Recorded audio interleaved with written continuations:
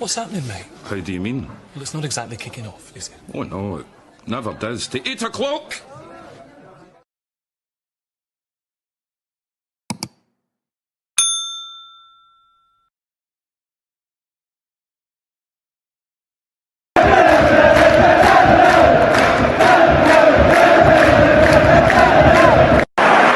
Sets up Larsson here.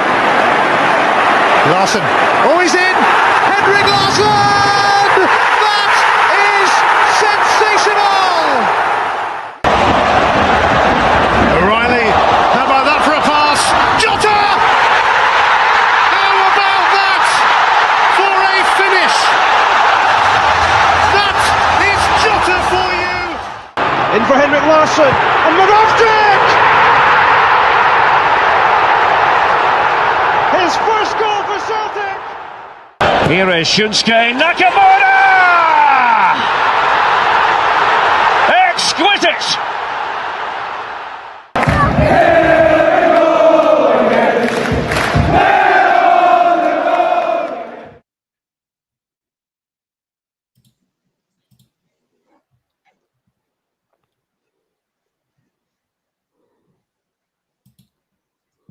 Good evening and welcome back to the Celtic Unrestricted View. I'm JP and joining me tonight on this fine Friday evening is my good man Mr. Ryan Clifford, and we've got Daniel here also. Well, Daniel, it's been a wee bit of time, mate, since I was last on with you. There's been some things happening since the last time you were on. Celtic lost to Dundee, the last league game outing. Yep. And then we go last night in the European game. But probably quite a lot of our fans probably didn't expect too much going into the game. We all had a chat on the podcast prior to it this week, and we said it was a must-win game. Yeah. And that they did do. And they showed a character, a level of fight, desire. And obviously they came back from a goal down, which last season we saw that happening against teams like Leipzig and Club Brugge and that at Celtic Park as well. So it seems to be following on for that wee run of games. But what a bounce they have given not just themselves, obviously the fan base, and they've put themselves in a good place, mate, now going into what's another, in my opinion, must-win game come Sunday. But how about you, Daniel? Hope you're well, mate, and it's good to see you. Good evening, everybody. Evening, JP. Evening, Ryan. Hope everybody's well and enjoyed last night. But mate, like you said, following on for that Dundee defeat, I think everybody was in the same boat that last night was a must-win no matter what, and they went and done it. Albeit first half for me it wasn't pretty, and we did go a goal down. But that click that we've been waiting for so long finally appeared in the second half, and we managed to turn it around and walk away with the 3 points, which is all that mattered. I think it's the same heading into Sunday. It's another must-win game. It's huge, and hopefully that click is there again, but hopefully it doesn't take a half to get there. I thought Arne Engels was exceptional last night. We've not seen that fight, that nippiness in the midfield for a long, long time. And for me, I think that's kind of the answer we've been looking for. Yeah, we'll come to some individual players and the way Celtic played, obviously, as we go along here.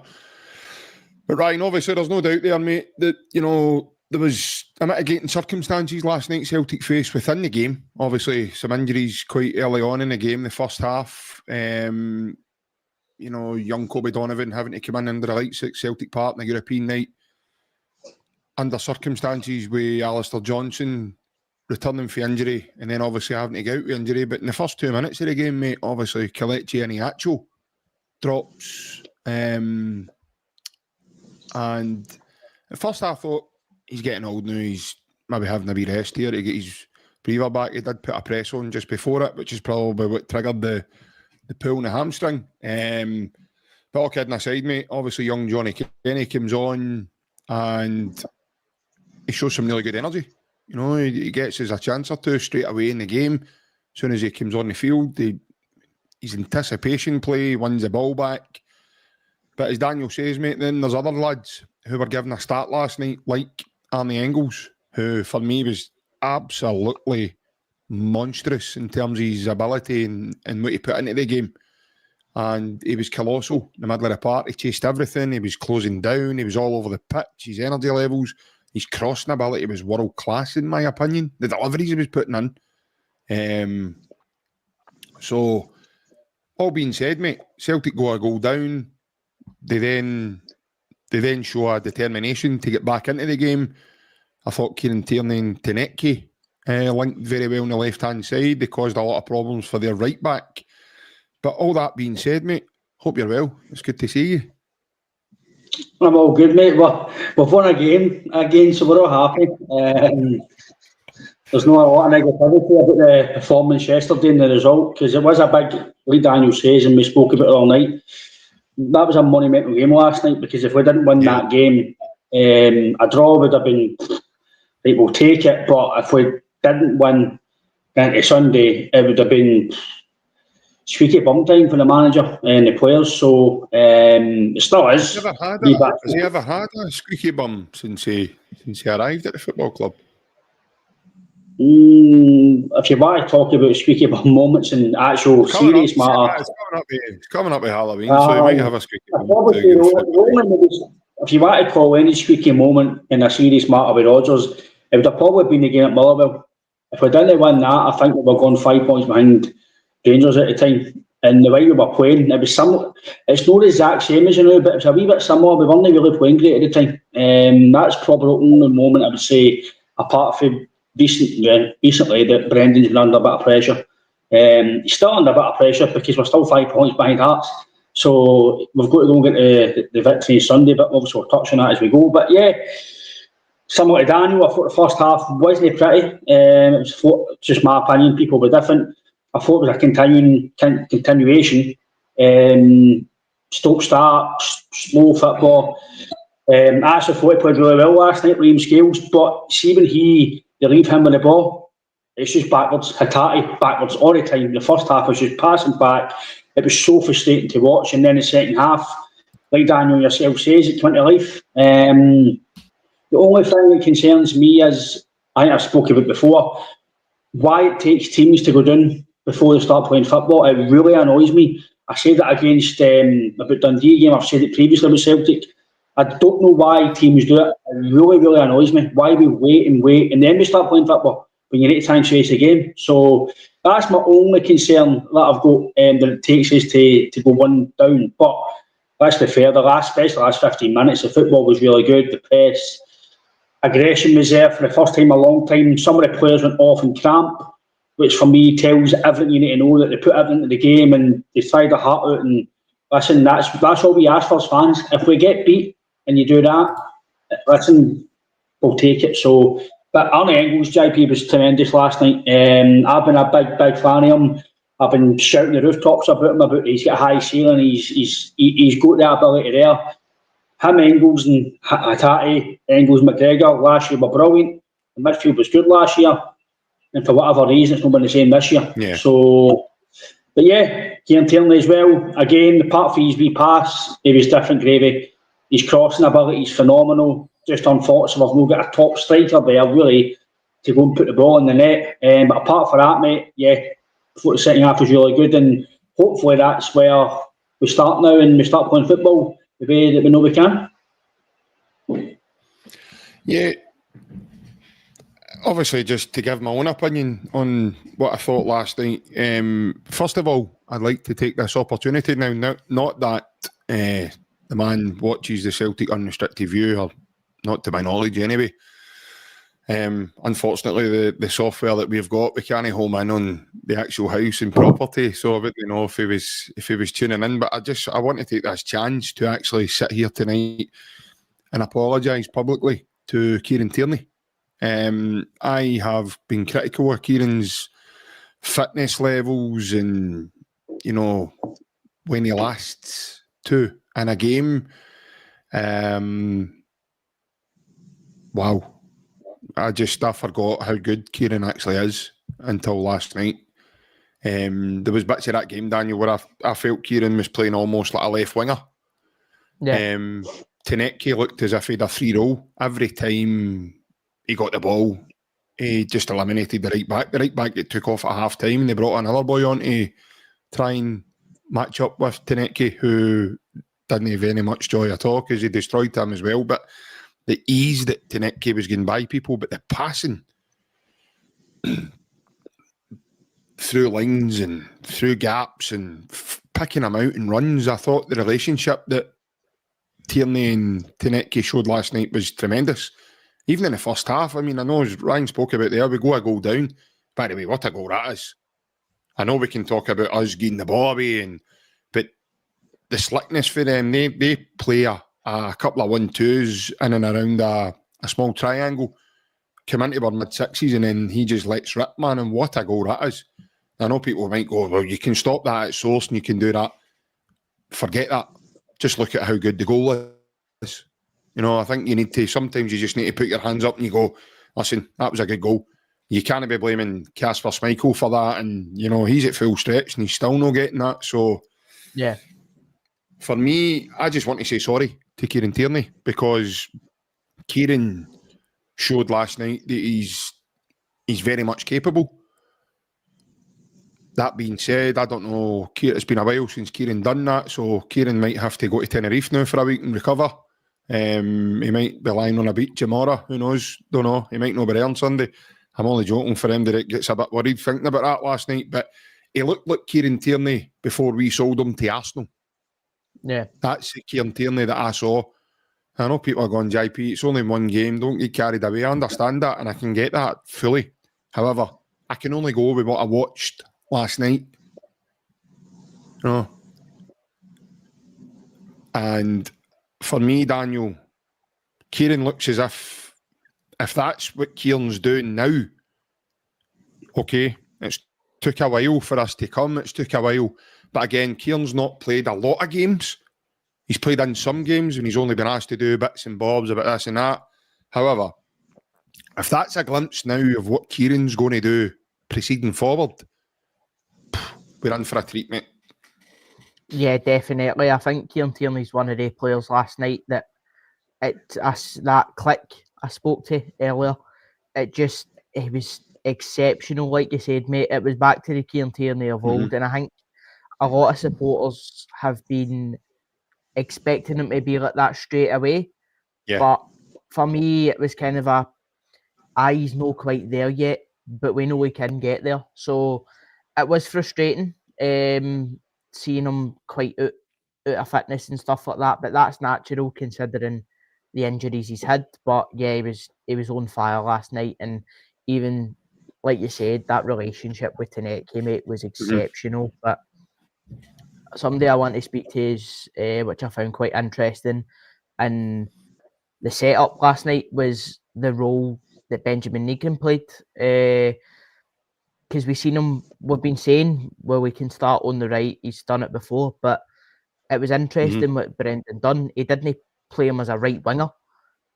It was almost as if he was a right attacking midfielder. It was so inside, and that just allowed players like Hatate, Engels, McGregor to get on the ball. Because I think what we've noticed so far this season is the midfielders are getting in each other's way. So having Negrin out on that further up position, because we know he was a 10 when he came into the club, it gave him that kind of a space to do his own thing. And I'm not the biggest fan of him. I do think athleticism wise he is left wanting, but you can't fault the work ethic he put in last night. I thought, I don't know, I should score, but he kept going and he kept going and he kept going and he got his goal. So that's all you can ask for me. But I thought it was interesting to see the way we set up, and seeing three most creative midfielders on the park at the same time. Yeah. I think there was a couple of things that happened last night. And Daniel mentions one of them there, Ryan, in terms of Benjamin Negrin. As much as he was, people have said he was frustrating on the ball last night. See, if I was one of the STRUM Grat players, mate, I'd have been going mental. because he must have been dead annoying. How many times was he free and had headers at goal, and he's the one that Engels plays round the side to him even in the second half, and he taps it. And he's unlucky, he stabs it at full strength and the goalkeeper saves it. Same with his header as well, another Engels cross, finds him really well. I would be more looking at that as a positive to think now that's obviously the first time we've really seen that. But he looks as if he's a major threat at set plays, Ryan. Because he's putting his neck in and he's putting his head in and he's getting into good positions. Not only that, his movement was quality. But I found it quite funny, and I could have afforded to laugh and smile last night just by obviously what happened last night in the football. It took him into the second half, Ryan, to realise, as Daniel says, you're not a winger.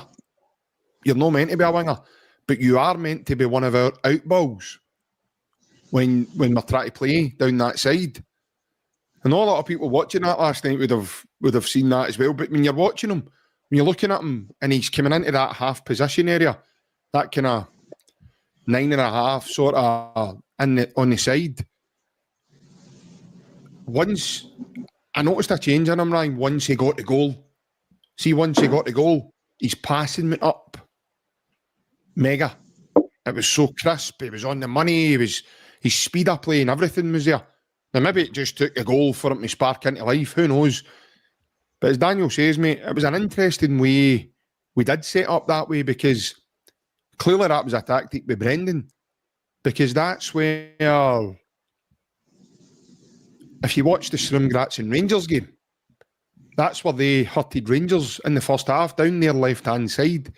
Now, with Nygren on that other side, that left-back wasn't able to press the game the way he did against Rangers, because he was having to worry about Benji's movement. And it was his body movement, Ryan, when he didn't have the ball. Just before Alistair Johnson went off, mate, you'll remember it clearly, because it happened 2 or 3 times in the space of a couple of minutes. There was a lot of nice wee 1-2s with him and Johnson was kind of running off. But he was kind of dropping in. Remember when we had Matt O'Reilly in that sort of area, causing all sorts of havoc, and he was playing balls through the gaps, and that's what that sort of reminded me of.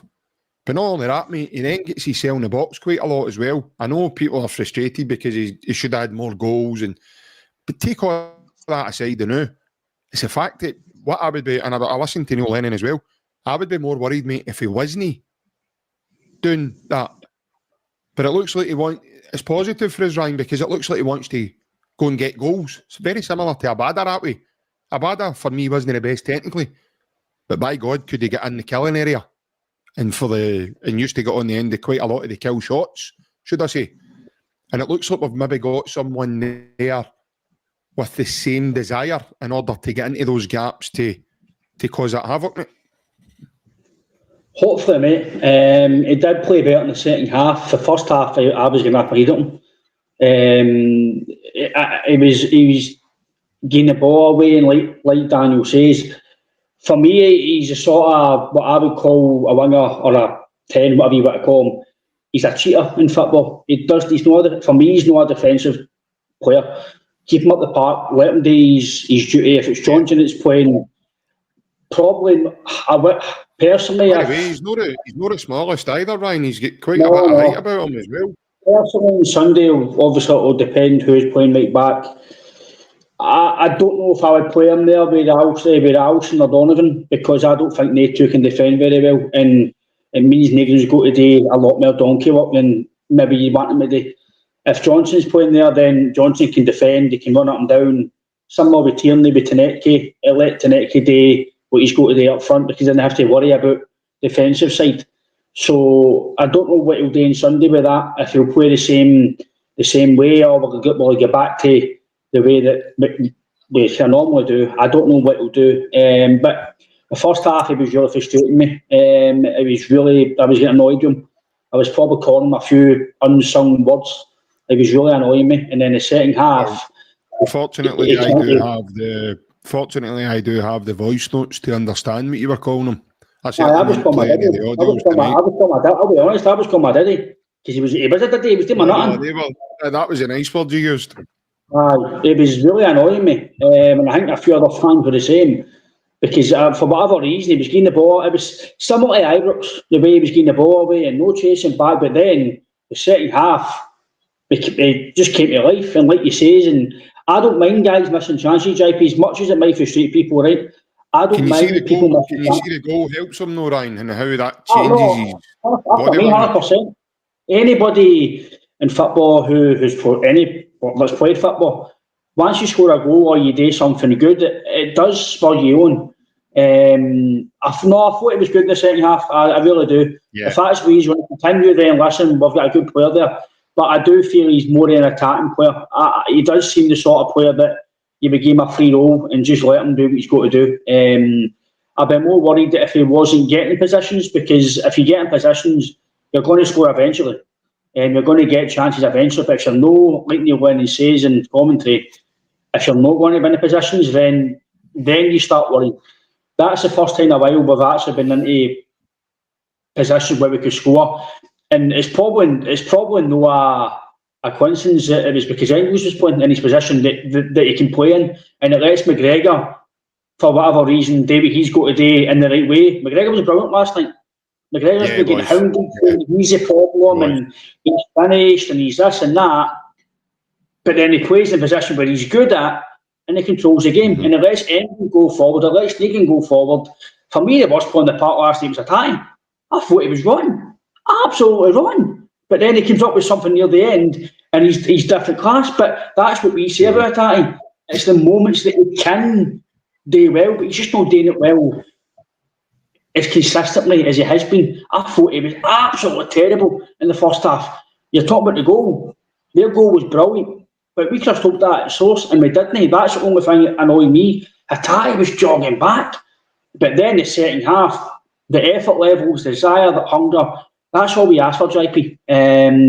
Different class. I'm concerned with the Johnson and Ian Nacho injuries because, like we've mentioned, the squad, obviously we'll touch on the Vickers as we go along, but obviously Johnson wasn't fit because right away, after 15 minutes, he's pulled up. He's obviously not been fit enough to play. Ian Nacho's probably had a knock, or he's not warmed up, probably because you shouldn't be pulling a hammer for 2 minutes. That just shouldn't be happening. So it's happened and we need to deal with it, but it's no great injury front. But listen, last night was good to get the victory, and yeah, I thought Negan done well, especially the second half. Yeah. One thing I do want to touch on is the energy. Now, one thing I think's been missing for quite some time, and arguably, obviously, for obvious reasons, Daniel. But I think the players needed to feel that energy again in the stadium when they went to the 2-1, even when they got the goal back, but then they went 2-1 pretty quickly after. Yeah. And I think they needed to feel that energy. And once they did feel that energy, for me, you just seen the confidence flowing back into their play. They started getting on the ball. Everybody was looking for the ball, showing for the ball. I mean, even at Balak Wisha coming off the bench, cuts inside a lad with a drop of the shoulder, and he's unlucky not to finesse that one right into the top corner. It was really unlucky. I know a boy that was sitting just behind the goal, and he said it was nearly in. So it looked as if it was, certainly from where I was sitting, it looked as if it was going in. And again, mate, that comes with an energy within the stadium. And it just amazes me how people can feed off energies. Now, they see the fans are all happy. The singing was going well last night. And you just seen an injection of tempo and in the way we were playing. But at that point, STRUM GRAZ were gone. Absolutely gone. Plus, the man gets sent off as well for that ridiculous challenge on our captain. But as Ryan touches on, mate, the Aniacho injury specifically really annoyed me. Because having played the game years ago, and obviously, if I was his captain, mate, I'd be going and giving him a hard time and saying to him, what were you doing in the warm-up? Like, what exactly did you do? Or what did you know? Why are we in this position? You should not be, you're a professional footballer, mate. You should have stretched properly. You should be in that groove by this point. We're starting the game. You've made one run to shut down left fullback, and then you've had to drop to the floor because you've done that. So for me, mate, it's quite frustrating. But I thought when they brought Johnny Kenny on, I thought he really gave us a good injection. I felt so sorry for him, mate. He deserved a goal, at least last night, for his efforts. But what I've noticed about Johnny Kenny, Daniel, his anticipation to dispossess players, his movement for that one, Engels flips. Ryan, we talk about that pass all the time. That's on me, Engels, nearly every game. And he does something like that in his round that is whipped round the corner. The ball into Johnny Kenny last night was just he was just really unlucky where he's for some reason he's underneath the ball instead of being had he anticipated it a second before it, Daniel, he's there, he's above it, and he's probably getting a shot at target at least. But unfortunately he's not. And that maybe you could maybe look at that and go, right, he's not really played a lot of games and he's he's maybe not that match ready. I've got no qualms with Johnny Kenny, Daniel. I think Johnny Kenny will score goals, especially domestically. He's another one that likes to put his head on things. He was unlucky with a header last night as well, where it fizzes across a goal. But I think he's a lad he's got good pace. I think it was one he was unlucky with as well, Daniel, when Liam Scales pops it over the top. And he's watching it for there, but it's a difficult thing to do is to try and trap that ball. It just kind of hits his knee and goes forward to the goalie. But I think with games, mate, stuff like that will come. But for me, that's different to Aniacho because Aniacho likes the ball into feet, whereas Johnny Kenny likes to stretch. And I think we've missed a stretcher in terms of the defences since Kyogo left. Because even Maeda, he'll chase lost causes like that. But Johnny Kenny, you see the one almost right away when he comes on, mate. He dispossesses the boy down at the touchline near the dugouts. And then he's got that run towards goal. Now, his dig was to go for that angle, mate. And he was, he wasn't far away from scoring. Yeah. So, in terms of the everybody was kind of worried when Aniacho goes off. But the Aniacho thing, in isolation, for me, quite annoying, mate. Yeah, definitely. I was in a similar boat to yourself, mate. When he goes down after 2 minutes and one run, I turned to the person next to me and I said, as a professional footballer, if you're going, a footballer at any level, if you're going through a warm-up, you know straight away if something's not right. Yeah. So that is then you can't go through a warm-up and be fine and then, I've pulled my hammy after one run. It doesn't work like that. Yeah. So if you're either no warmed up properly or you're carrying something through a warm-up, it's your responsibility to go and tell somebody that, because it's very rare that we've seen it, but we have seen people getting injured in a warm-up and them making that wee change. So it was extremely frustrating. But just to touch on Johnny Kenny, I feel I'm a bit different to you, JP. I think he's been one of the players. He's been here over the last year, and every time he's played, we've said, he gets into the right positions, but he just can't finish it. So for me, the question then becomes, why have Celtic not got a player in that position where they can finish it? He's becoming a kind of a symptom of what's happening through the transfer strategy. And it's no thing me on him. He maybe just does need that time to develop, but because of the lack of movement and recruiting in the forward area, now he's been flung into the fire because the guy we brought in to plug a gap is now injured. So it's a sink or swim moment for Johnny Kenny, and maybe he's not ready for it, because no matter what way you slice it last night, he gets into a fantastic position, but he's got the cutting edge of a pool noodle. And for Celtic to win games, we can't afford to have that. So, we should have more options up front, and hopefully it is a moment where he can spark into life, because we know he can score goals. We've seen it at Shamrock Rovers. So it's now a chance for him to kick on and find that cutting edge. But so far, he's just a half-yard short in getting there. But the injuries were really frustrating. I think the Alistair Johnson injury is extremely poor man management for Brendan Rodgers, because it's almost as if he was rushed back as a symptom of things only gone well here. I'm just going to start him, so everybody's, oh, he's back, it's all right. 15 minutes into the game, boom, injured. So, I think that was poor man management for Brendan, and the worst case scenario has happened. You play somebody too early, and he goes down.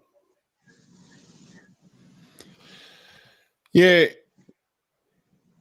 the Alistair Johnson one is interesting, Ryan, because he was on the Celtic podcast, official podcast, and he was talking to them about he's ready, and he's saying all this himself. So, I mean, I don't know to the full extent of what he done, but for me, watching on, it just looked like he tried to toe poke the ball back to Casper. And right away, you can see the discomfort in his face when he stretches his leg out in that movement. Now, again, mate, you could go back to the actual thing, and you could say, well, did you stretch properly before the game? Did you prepare properly? Is it something that you felt as a niggle and you didn't want to say? Because a young lad in Kobe Donovan, who's done very well up to now, let's make no bones about that. Again, it was maybe a game of two halves for him as well. And it was as if it took him a wee while to get going. As if he get flung into... It was as if he get flung onto a motorway, and the motorway was all going at 100 miles an hour, and he was, as Brendan likes to use his car phrase, he's a Morris Minor. It took him a wee while to get up to that sort of... We've now been labelled Range Rover Sport, so we've managed to turn a Honda Civic into a Range Rover Sport, so Brendan must take a lot of credit on that, because he's obviously from the weekend to now, he's pimped my ride, and he's been able to get an upgrade. Either that or he's traded in the Honda Civic, and we've now been given a Range Rover Sport. But I can understand now, due to an explanation as to why the manager used the wording and phrasing that he did at the weekend. I did think it was horrible. I thought it wasn't the right thing to say. I was actually really aggrieved at Brendan. But again, mate, when he explains to you why he done it, sometimes you got to be cruel to be kind, I'm afraid, to you. To more or less get your message across and say, Sunday's unacceptable at this football club, lads. That can't happen. So we need to now move forward. And to be fair, Ryan, if you're jumping about in a Range Rover Sport, mate, the last thing you want to do is end up getting a Morris Minor from downgrading to a Morris Minor. So surely the players will have that in their mind, mate, that they don't want to drop back down. I don't think we can afford to drop back down, mate, especially with where in the league. It's not a time and a place of the season where we can kind of drop the tools, or if you want to drop the mechanic tools and not actually drive forward, shall we say. So I'm kind of agreeing with Daniel as well. Johnny Kenny's 22 now. It's not like he's 18-year-old. I know 22 is still young, but if you're not on the Celtic team consistently by 22, 23, you're probably never going to be in the Celtic team consistently. So you seem to Mikey Johnson every year, right? Maybe this is his turn, and it just didn't work out. He's doing okay at West Brom, granted, but playing with West Brom to Celtic's a total different pressure. It's totally different. His movement's really good. His tenacity, his energy, his harrying, it is really good. But like Daniel says, his finishing he's trying, he's in positions. I'm going to give him that game in terms of his finishing, because he was thrown at the deep end. Probably wasn't expecting to play much, and he's right on the go play. Listen, in terms of individual, I thought he played well. Just unlucky he didn't get it. Is he one of those players that maybe needs a run of games to get going again?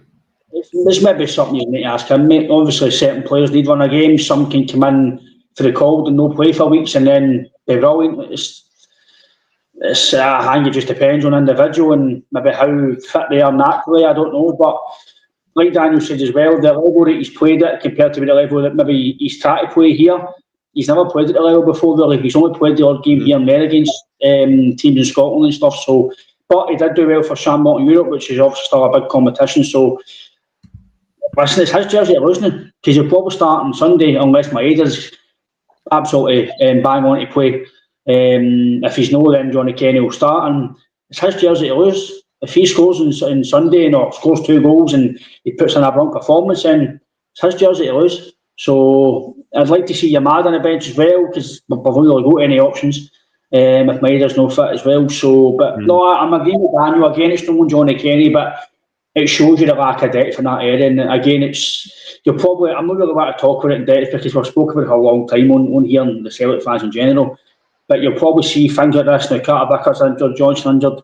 It's just shown how poor the window was and how underprepared we've been for this season. But we need to go with it now, and we need to deal with what we've got. So, but Johnny Kenny, listen, if he plays on Sunday and starts, I've got all the faith that he'll go and get the goals and he'll go and play well. So just to see how he turns out with that. But with Alistair Johnson, again, we can't fully comment. Was he fit? Was he no? Did he play just because we had to play him? I don't know. But again, I'm not wanting to be negative, but the boy Donovan, for me, I'm struggling to see how he's going to. He needs games to really progress, and we need to give him a chance to really see how he can turn out one of games. But he's getting the ball way too easy, JP. It's criminal, man. That's going to get us killed in Europe in big games. And if Hearts sniff that on Sunday and he plays, they'll run amok them. Because the pressure, the time castle, the atmosphere, the aggression, the Hearts, what I think they're going to do, the boy Donovan's got a game in his hands if it's going to be him. And that's probably, as much as I don't think he's good enough, it's probably the only reason I'd play Ralston is experience. That's the only way I play it. But how's he going to get experience if he's not playing? So he's got to play at some point. So maybe I've been harsh. I don't know. Maybe I'm up. But I think if you keep getting the ball away, it's going to be criminal. And I think he was just really lucky last night that we got the 2 goals and it didn't come to anything. But maybe I've been harsh, mate. That's just maybe I've got too high standards. We're watching guys like Lustig and Johnson, and maybe that's just what it is. But I can't handle football players making the ball away every 2 minutes, especially in the areas where you're going to get hurt. Yeah. Well, first of all, I do want to commend Kobe Donovan, because he came in last night and he started like a rabbit in the headlights, and it took a wee bit of time to get up to the pace of the game. But once he did, I thought he did very well, especially second half. I thought he was excellent. A great point for Scott. I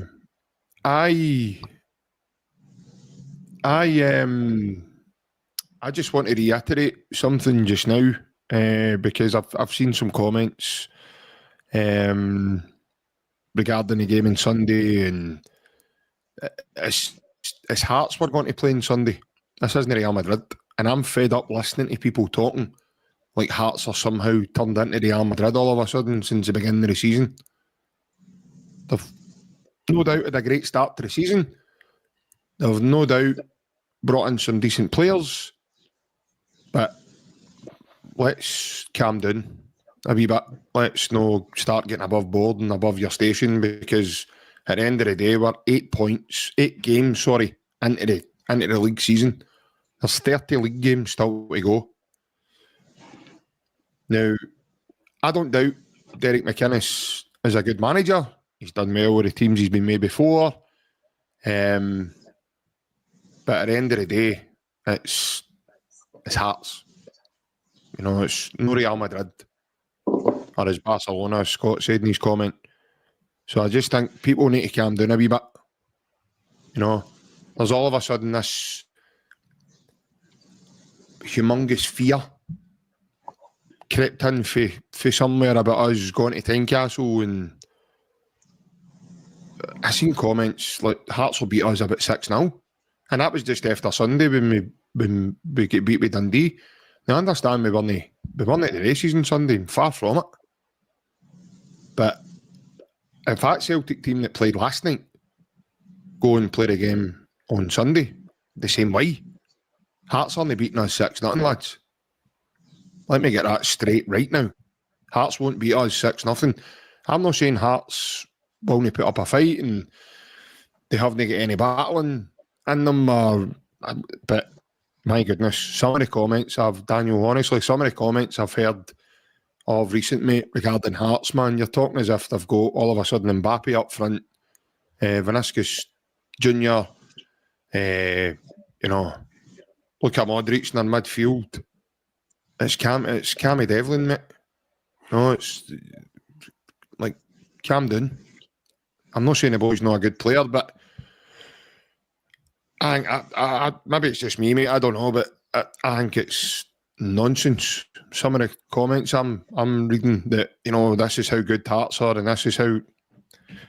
I heard all this about Aberdeen last year, and I remember a George Burley's Hearts surging through games in the season, and they had better players than probably what Hearts have got to now, and guys like Rudy Scatchell, who was probably one of the best players in Scottish football way back then.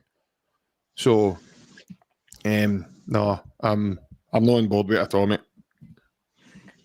It's an interesting one because I think there is that element of it's Hearts, but we can't take them for any mugs because we have just been beat 2-0 off Dundee. But for me, it's an interesting one. We've walked into a few games now this season where we've been, don't need to worry, and we've been in for a shock. So Hearts seem to be the newest challenge.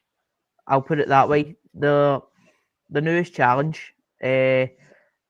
Currently, they're 5 points ahead of us. So, like you say, it is only 8 games in, but fail to win on Sunday, that gap becomes 8 points, which for a Celtic team, how strong they are to be that far behind anybody is ridiculous. I'm not panicking, but even the position we're in now, to be 5 points behind anybody, knowing how strong we are and how strong we should be, for me is a bit of a joke. But no, listen, it's a huge game. We know Tynecastle away is one that often you have on the calendar. That's one of your benchmarks for the season. Listen, they've made a good start to the season. They appear to be the newest challenge, so we can't underestimate them. But at the same time, I do agree with you that sometimes people are getting a bit carried away in the panic. But we'll not know until that game kicks off on Sunday afternoon. So, by all means, have that confidence. But let's just remember in the back of our mind that we've walked into games already this season expecting results and they've no came. So, it's a balancing act for me. I do expect that if Celtic turn up, they will win. It's just whether Celtic turn up. Yeah, no, listen, I totally get that, Daniel. But Ryan, the lack of respect that Celtic have now been shown by nearly every media source and pundit and ex-player, and honestly, it is the most bizarre thing. I mean, I've heard pundits saying that,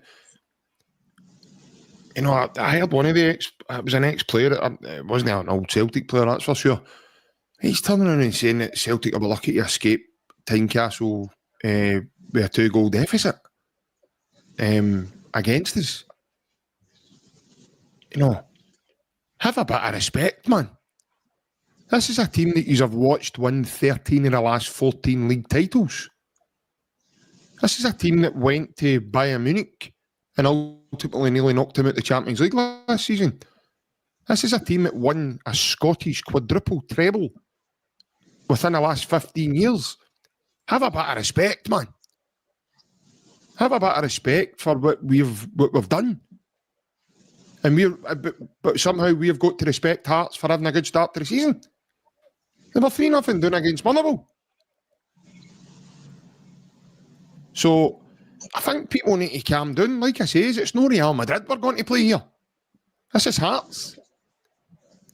So if we take a goal or a 2-goal lead against them on Sunday, let me flip something in now, right? So yesterday, before the STRUM GRAZ game, the comments I was hearing was Brendan had 2 games to save his job.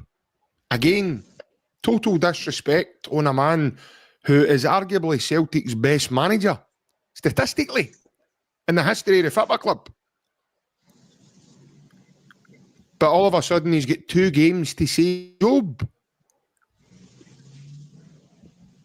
Where was the credit in the bank? Where does, that's disrespectful to the manager. This is a guy who's brought us nothing but ecstasy as a fan base. Ryan, help me out, mate. Honestly, for some of the nonsense that I've heard there last for Sunday, for we get beat with Dundee, the hystericalness that's come out for sections of the fan base, it's absolutely mental, man. The reason is just because we've not been playing well. The summer window wasn't great. People are all just putting 2 and 2 together that we're not doing well, and Hearts are doing well, and we have obviously not played well recently. So it's just been a combination of things, and obviously people are seeing Hearts doing well, they're seeing us not doing well, and automatically we're going to go to Tynecastle and no win. That's what they're all thinking. In terms of what are we saying there? Like I said, I'll say and be honest, that if we didn't win yesterday and we get beat off at Hearts and we went to Hampden and didn't beat Rangers, the manager's under severe pressure. The managers are 2 or 3. He would have been 3 to 4 games away from probably getting to tin tack. No matter what he said in the bank is, football's a results-driven business. If Celtic went 8 points behind and out of cup, he's borderline close to potentially, if you didn't win against even Falkirk, and you go to Rangers, Hampden and get beat, he's under major pressure. But that's only because you can only go in hindsight. People might think sometimes I'm too negative or I think too far ahead. I think far ahead because I can sometimes see what's coming. And this is why I said in January about we need to buy players for summer, for the qualifiers, so we don't need to do too much business in the summer and we can relax. And I'm already saying we need to do stuff in January because in the summer next year, it's going to be one of the biggest rebuilds in years. I can see it coming. Win the league or no, we've got an unbelievable summer next year that we need to go through, be that Brendan's here or no. No matter who the manager is next year, it's going to be a massive task next year to qualify for Europe again. I can see that already. So Celtic always get this about the JP, half the pundits and media, no matter what we do. But let's call it spade a spade. The media in Scotland don't like Celtic, mate. They don't like Celtic. They don't want Celtic to do well. Celtic stopped a bus tour because of the police, this and that. Safety reasons. My arse.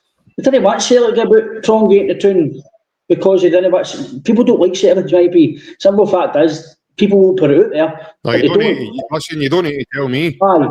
People don't like Celtic doing well. Celtic don't get Celtic to treated as second-class citizens in Scotland, mate, and we've been the top dogs for years. Sundays, like I say, I did say we spoke about the end of the pod. As much as we can be critical, and if we don't win, the man under pressure, the players need to do this. Like we said at the end of the pod on Wednesday, spin it around. It's a massive chance for Celtic to go right. I'm going to swear, fuck the Lotties. That's for swear, Joe. Get it up his hall. We're still the top dogs. By the way, this week on its own, me man, you've got quite a bit in that swear jar, so you have now. You Get one or two. Especially after Sunday. After Sunday, it's back to decorum, professional, none of it. That's what Celtic do, man. But no, listen, it's. I think if you flip it. Obviously, the good result yesterday. It's a massive chance to go and shove 2 fingers up to the especially for the media. Listen, us as fans can only criticising what we see. I don't go on what we've done in the past. I focus on what we've done at that present time. We've obviously credit the bank for what we've done. Trebles is amazing. Quadruples. Listen, I've celebrated it. I'll still enjoy it. I'll still talk about it. But I need to talk on the last few months have not been great. We were all right. In the first half, second half, yesterday brilliant. If we continue that on Sunday, I think we'll go and win. I still think we'll win the game. I still think we'll go and win the game because I think that's a bit of pressure on Hearts because they've been hyped up. Listen, don't get me wrong. Granted, I think they've got momentum, so that momentum football is massive.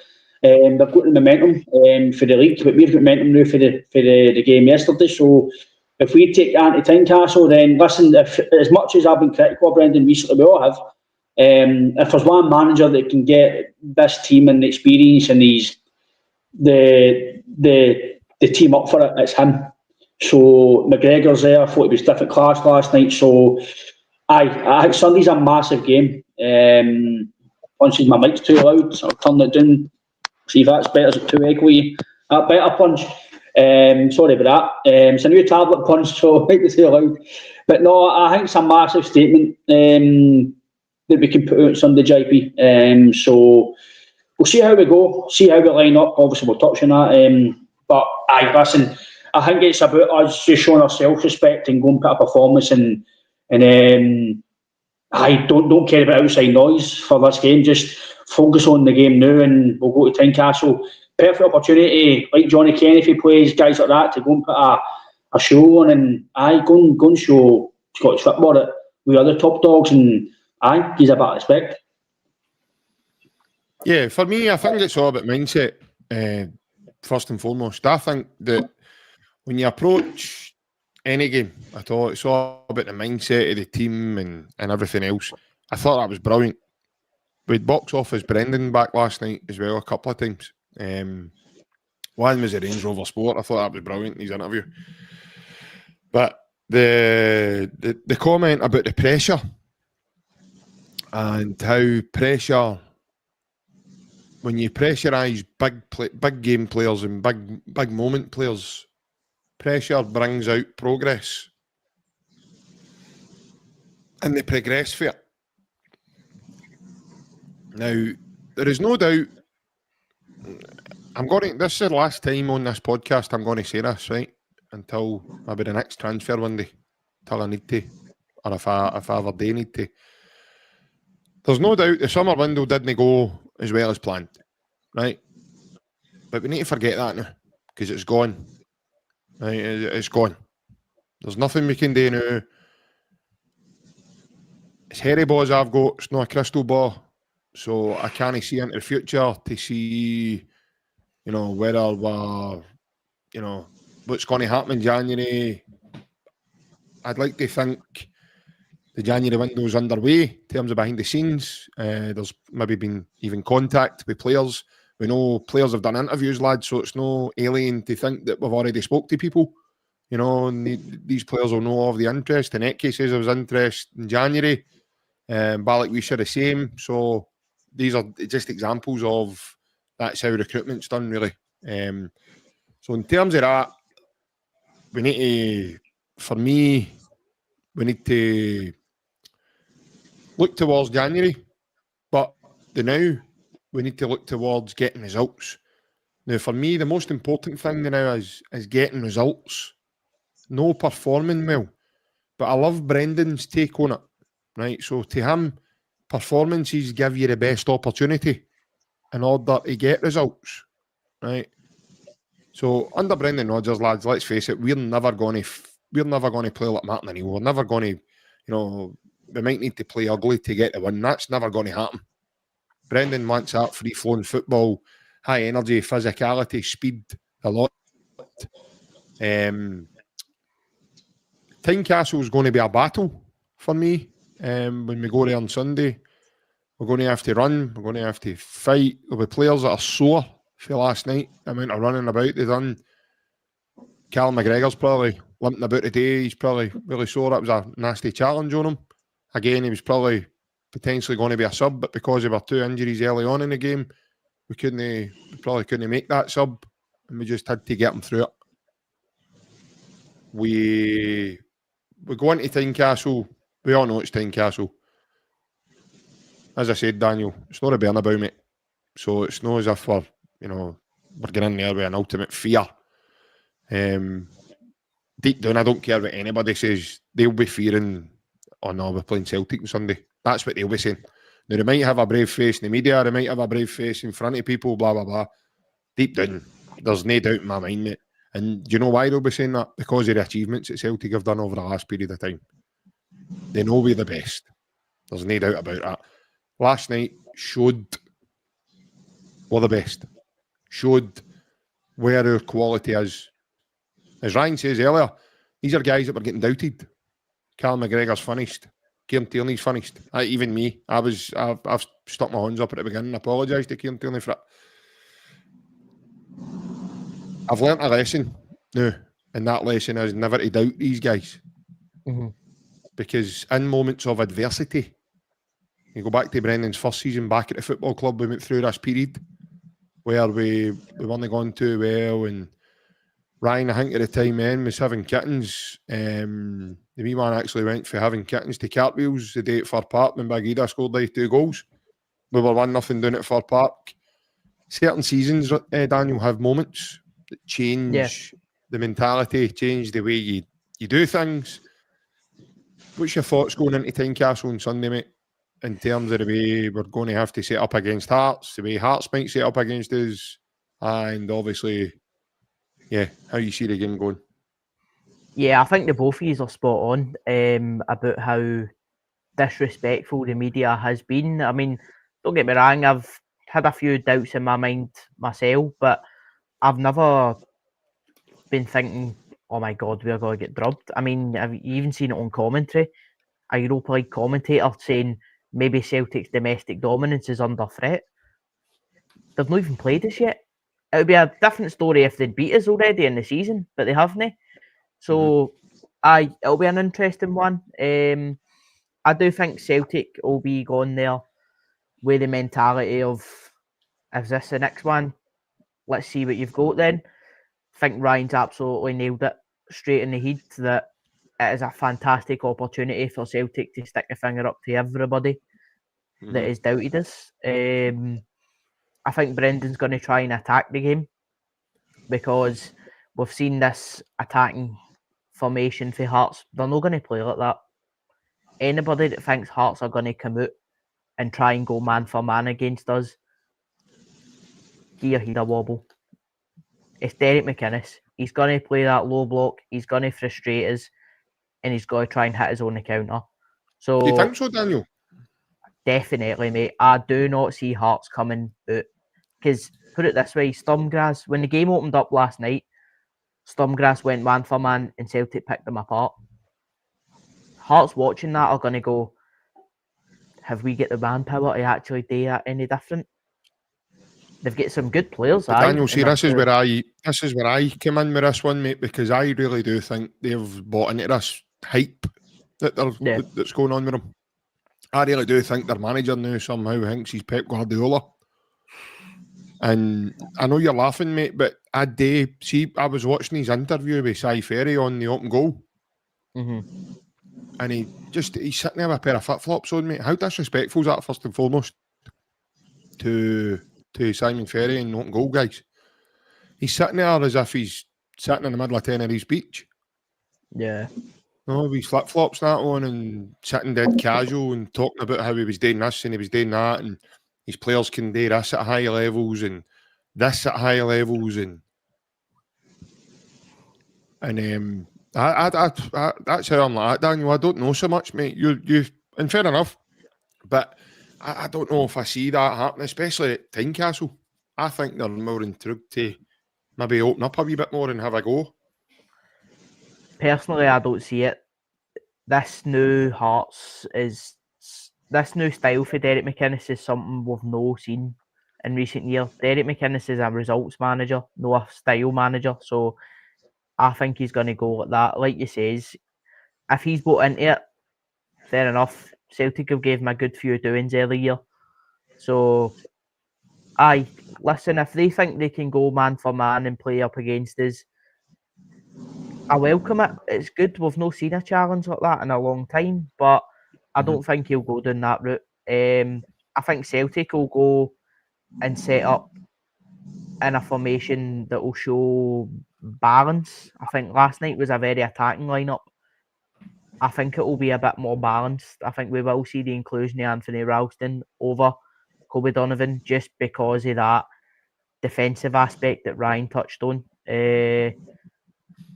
but I don't see them going to try and play against us. I don't see it. Yeah. By the way, Ryan, I'll tell you what, if Daniel's just done their team plan there and now, I'll be stunned, honestly. I really will, mate. I expect them to have a go at us on Sunday. I think they'll think that we're there for the taking. I think they'll think we're fragile. And they're going to try and open up, have a go. I've got guys like Braga, who stretches games. The Greek boy, I can't mind his name. I don't want to make backside of myself by trying to say his name and it's no the right pronunciation. We all know who he is, if you know the Hearts team. And they've got some right good speed. And they've got a crafty manager as well, because, like I says, he took his Hearts team to Ibrox and had a go at them there. But in doing that, Ryan, he showed his craftiness, mate, because he then he put Harry Milne at right wing to go up against Makoma to force him back a bit, not allow him down the flank. And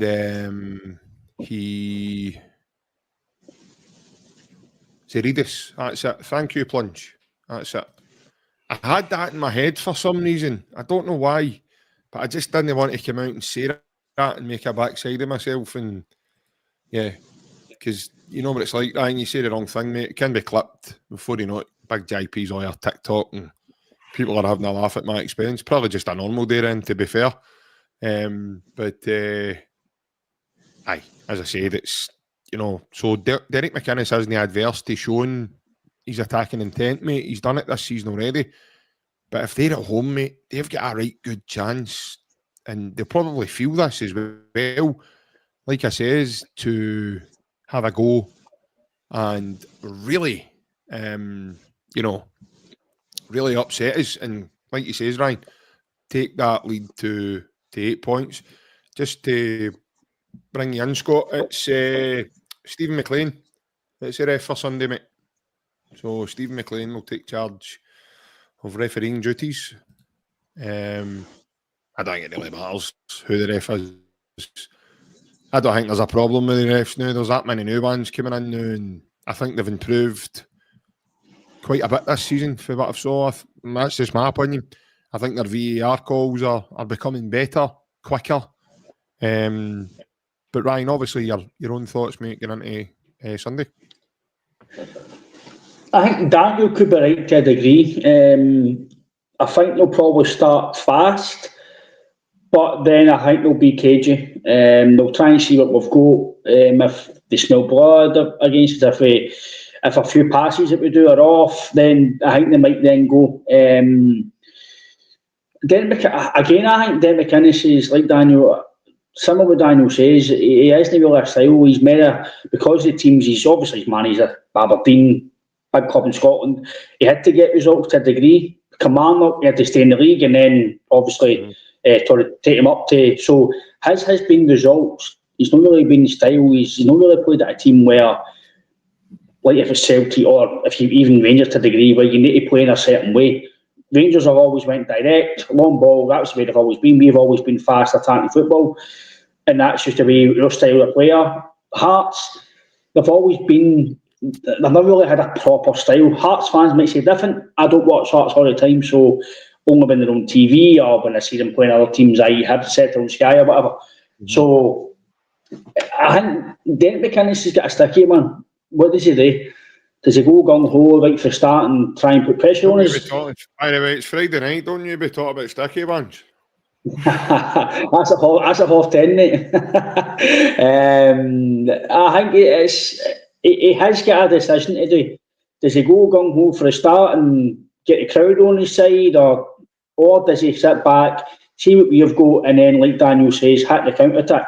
We all know how we play, but the same way, we'll be trying quick, early start, try and get a goal, gung-ho. That's what we always try and do. Obviously, recently it's not worked, but the second half was right away when Hatate hit that shot right away. Our tails are up. So I again, I just think it's what we do, JP. It's what we do. If we turn up and, like Daniel says, I know we've said it for a while now, especially in the derby games, if we turn up for the best team, if we turn up on Sunday, and listen, if Celtic turn up, your McGregors, I know people will say, Ryan, you've said this, I know I've said this, but I'll say it again.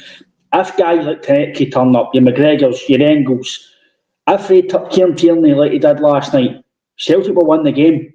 If Celtic's major players turn up, Celtic win the game. No matter what Hearts do, Celtic will win the game. So if we turn up to even 80%, Celtic win the game because we've got the best players. It's as simple as that. But we all know it's not always the case. So if Hearts do smell blood and think, oh, right, we're in a chance here, they'll go with it. So I know we'll touch on the team and stuff, what we're going to think they're going to do. But listen, it's all about us.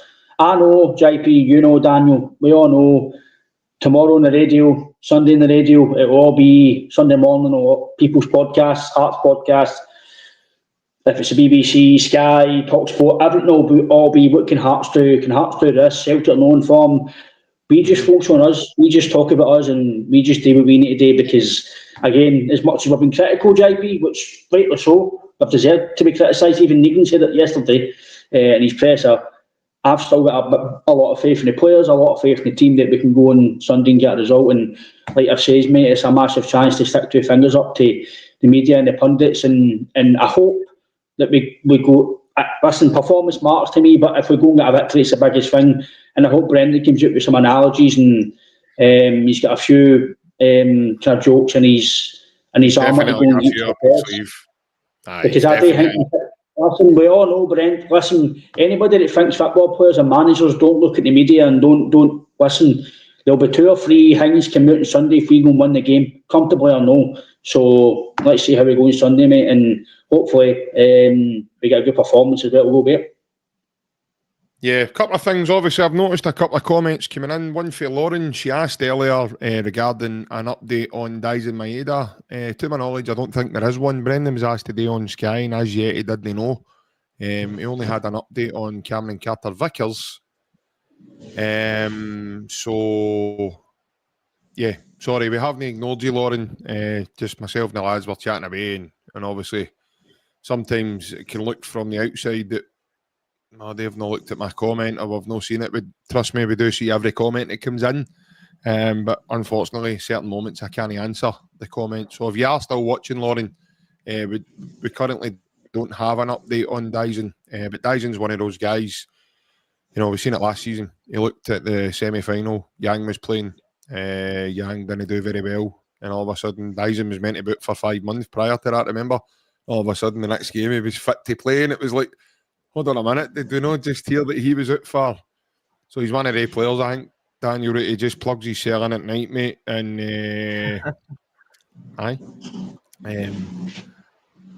he's good to go in a day or two when he's fully charged. But how many tickets have Hearts allowed the Celtic fans? The answer to that is 650.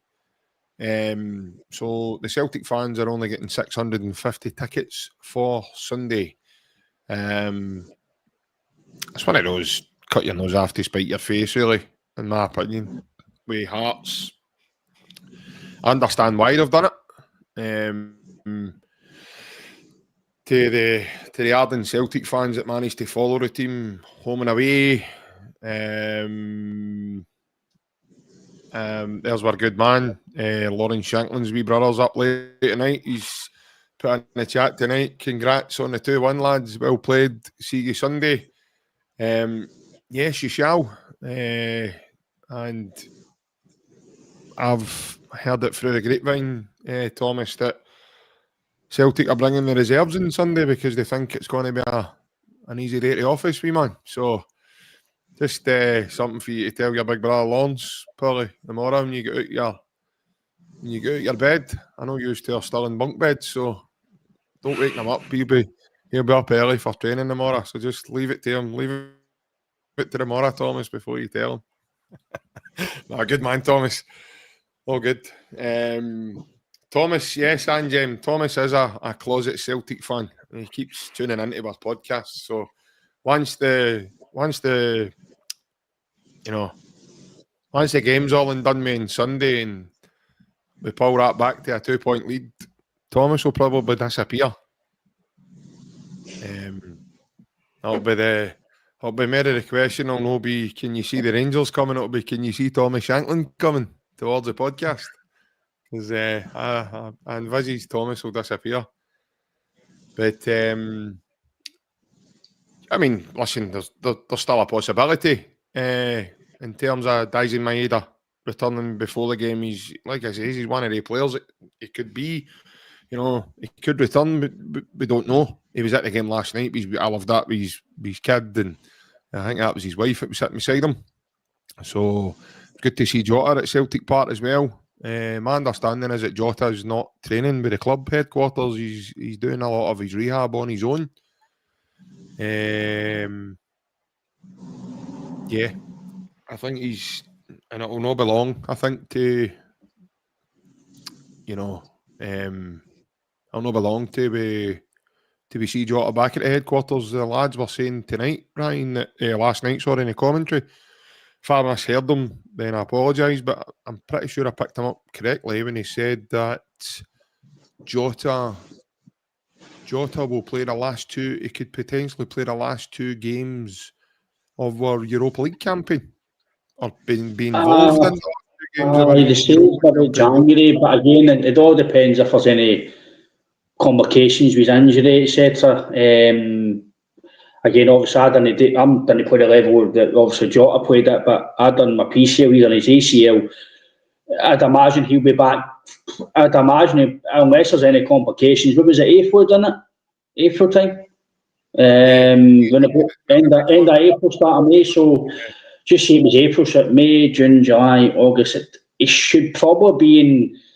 I'd imagine he'll be near jogging soon. If that's nearly 5-6 months. So you're normally, again, if it's his ACL, he might have been walking right away on like crutches or a big boot or a small boot. So it all depends how bad it was as well. Somebody said they seen him running last night to catch that bus at Barrafield before he was heading away.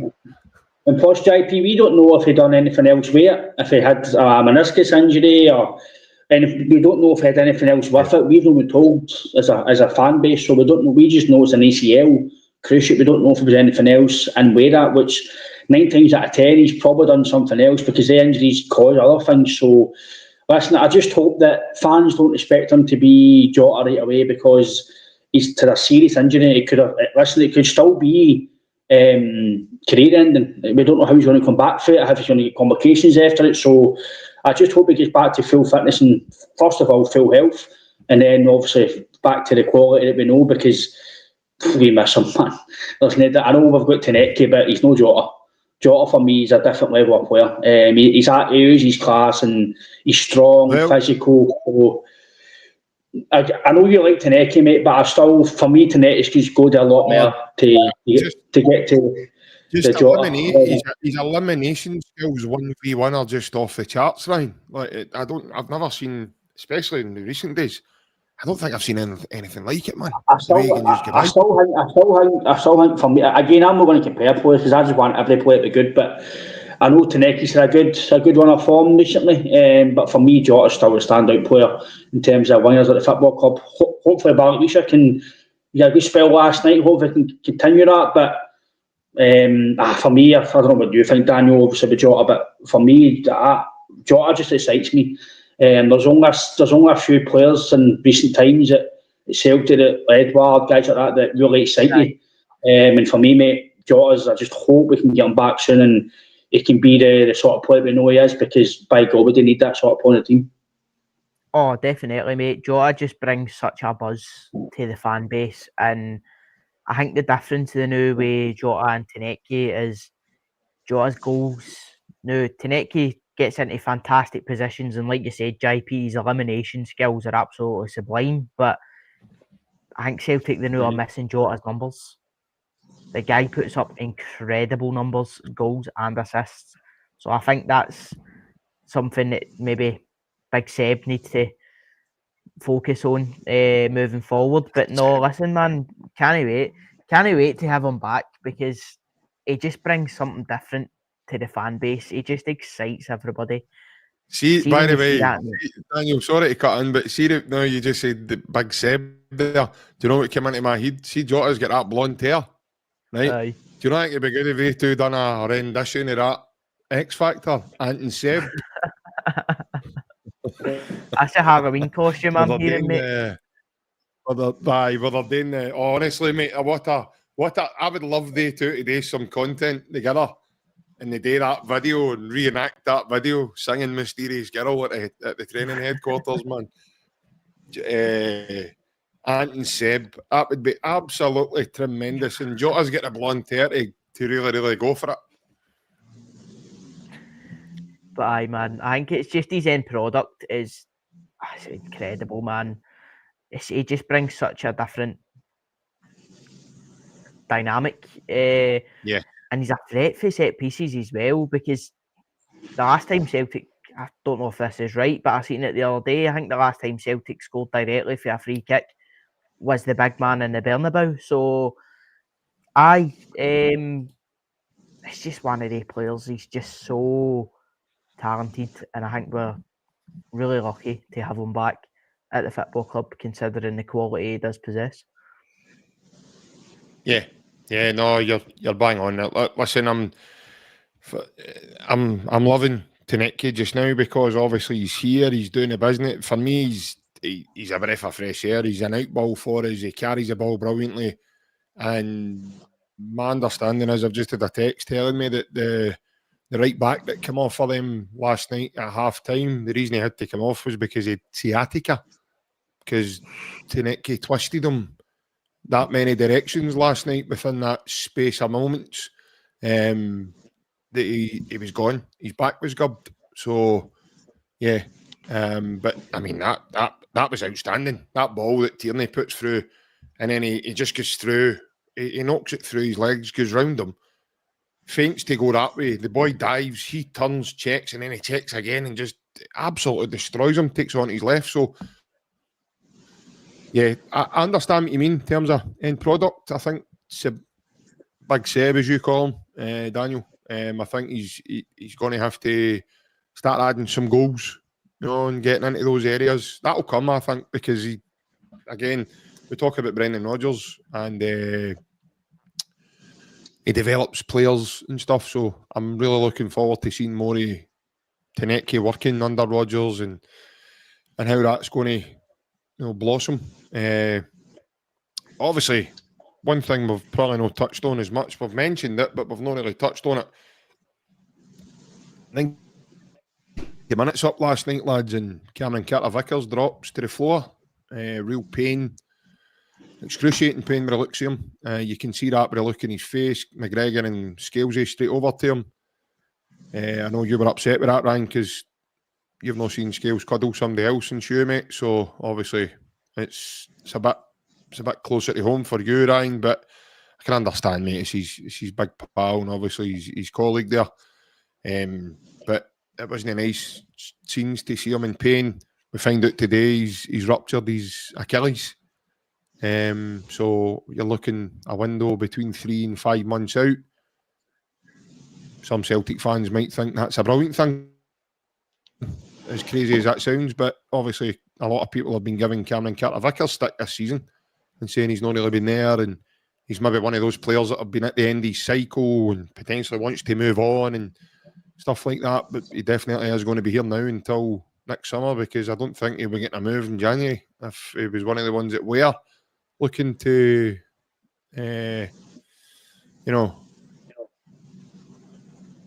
move on. But how big a blow is that, Ryan, for us moving forward?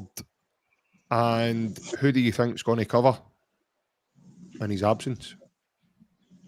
I know he's not been playing well maybe the last 2 to 3 months, or he's not been he's popped, but there's still times in the games where he's really done really well.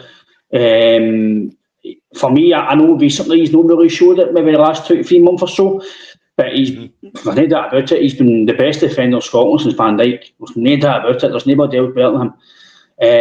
And a Sunday would have been a game that could have got back to his best. It's a massive blow. Any Celtic fan that says it's not a blow is just I don't know, just go and watch cricket, because he's the best defender in Scotland, without a doubt. He's not been great, let's be fair, the last 2 to 3 months, but let's be fair, the fault. Sorry, Ryan, I just want to answer that comment he plunges. Yeah, mate, I'm on record in saying that, and I'll stand by that. I don't think he's been great this season at all, mate. Since the summer to now, I don't think he's covered himself in glory, mate. No, I agree with you. He's been poor for months, 2 to 3 months or so, but the full team's been poor. We've not really been great as a team, and that's obviously not helped Vickers as well. So obviously injury issues, we don't know. Listen, we only see what we see in the park, and if we get fed anything through people we know, or you get fed through the media, or you see things, we only see what's been given to us, so we don't know the full extent of what injuries he's got. Is he playing through pain? We don't know. And I hope he's not been playing through pain, because that's probably a good question there for you, Ryan, as you're talking about him, because... Angie, I've had this discussion with my dad, and my dad said the same, that European-wise, he's not played a lot of football for us, so do you keep him? It's one of the ones. Listen, it's a valid question. It's up for debate. Who else? If we were to go and spend the money, as much as I'm a big believer, if you're not playing football, then you shouldn't be at a club if you're not fit. But could Celtic go and buy a player for $6 million with the quality of Carter Vickers? I really don't know. That's what I really don't know. You probably could, but you're not paying £6 million for him, unless it's a gem that you pocket there. You're probably paying, put it this way, for me, Carter Vickers, maybe not on the form right now, he's a Premier League centre-back.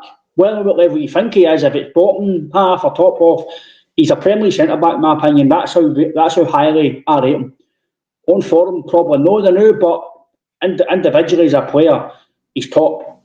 He's been the best defender since Van Dijk. In fact, there's no question about it. And he's got a lot of credit in the bank. Yes, he's had the odd on goal here and there.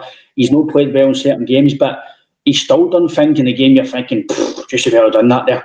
And no, that's a massive blow, mate. And it's up to now if it's probably Trusty, Dane Murray, you've got obviously Simpson Pussy. He might come on the bench now, he might get some game time. For me, it's got to be Trusty. It's got to be Trusty. If Trusty doesn't play over Dane Murray, then for me, Trusty's finished at Celtic. That's just my opinion. That's just what I feel. You paid £6 million for him because he obviously thought that Brendan thought he was better than Liam Scales. He also thought he was better than Dane Murray. He also thought he was better than Stephen Welsh. And he thought he was going to be the guy next to Carter Vickers. It's not turned out that way. Fair play to Liam Scales that he's gone and done really well. But it's got to be Trusty. If it's not Trusty, then for me, January, summer, he's done. Because if you can't get in front, in the offence of Dane Murray, he's a young player, not really get much experience, not really played a lot of football. And then you've got Simpson Pussy, who's no played really for Celtic at all. And then he plays in front of Trusty, you're thinking, wait a minute here. Everything I've done for you last year helped you towards the double European success to a degree, and then you've been binned. So, just my opinion, lads, don't you think, Daniel, but for me, it's got to be Trusty. It has to be. If it's no, then I think you'll probably see Trusty out the door in the summer. Yeah, I do. I'm just going to come in straight away there before Daniel comes in, and I'm just going to say Trusty will be out the door. I think he's a big blouse. He's as weak as piss, as Brendan said before. He's just a big soft touch for me. I think for a guy's size, it's absolutely frightening. See, months ago, when the Simon Murray thing happened to him, I'd have been swinging punches at him, honestly, on that football park. For a guy that's the size and stature of him, the shoulder size he's got on him, man. He's a big blouse. He lets people push him about. I get, but then in the game against, by the way, I was critical. You're spot on, mate. Atalanta, the game against Dundee was shocking, right? But then against Atalanta, he's different class. So we know it's just my opinion anyway. He's better than Dane Murray and Pussy, 100%. There's no question about it. He's played at a higher level than him. He's far better than him. It's just my opinion, though. If Trusty can't play when Carter Vickers is out, in my opinion, lads, he's finished at club because there's no other. He's not going to play in front of Scales and otherwise Scales is playing recently with Brendan. Brendan likes Scales. Vickers is always going to play when he's fit. So if Trusty can't play when your main guy is out injured, He's never going to play. I don't think he can play, Trusty. He's left-footed and he can't play on the right-hand side. I think he'll struggle big time, and there'll be games where he'll get found out, like, see, your Romas and games there in Bologna for Feyenoord. If a professional football player, mate, can't play with the opposite foot and he's other, then he shouldn't be playing football, mate.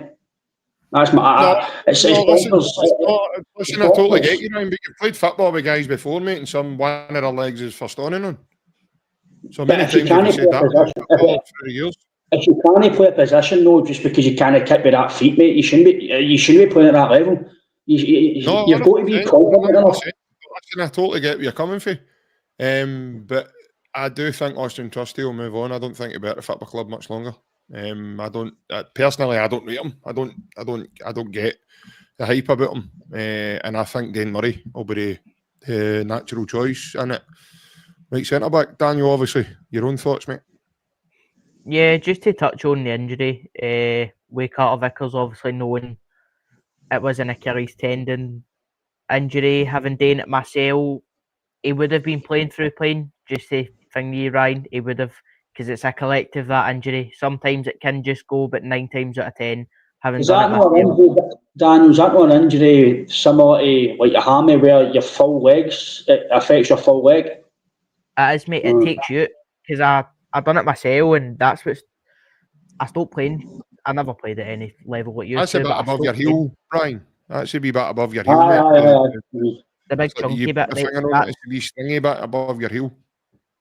That's what ended my love of playing football, because it took me out completely, mate. I couldn't walk for the whole of the summer. Even after that, you're scared to run. You're scared to do anything because you feel it. So it's a build-up. It's a sewing. So he would have been playing through pain. Is that an excuse for his performance? Maybe no, but he would have been playing through pain. So for me, that explains a lot. But listen, it's what one's the lesser of two evils with the two centre halves we're looking at now. Austin Trusty, like JP says, he's just not strong enough, but he can have a tremendous performance in him. Dane Murray, oh man, I think the comment says it as well. He's so prone to a mistake. I mean, look at that Braga game. He's not even off the bench 5 minutes and the ball's in the back of the net. It's what one's lesser of two evils. For Dane Murray, this is your chance. If you want to make that jersey yours, go and take it. Austin Trusty, if it's no him, I do think he'll be at the club in January. Simpson Pussy, has he even come off? Has he even made a Celtic appearance in the first team? No, he's not. So, as I said to you boys earlier on, will we see him come in for the cold? I don't know. But for me, Dane Murray's... I'd rather have Austin Trusty there, knowing that he can put a performance in like Atalanta, than have Dane Murray, who is prone to such a big mistake with so many big games coming up.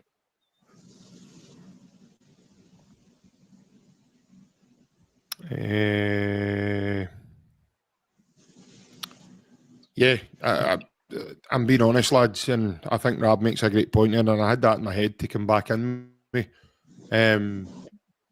Trusty's not played a lot of games this season. Murray has played games. I'm only trying to think for natural sideness as well, lads. Brendan's no...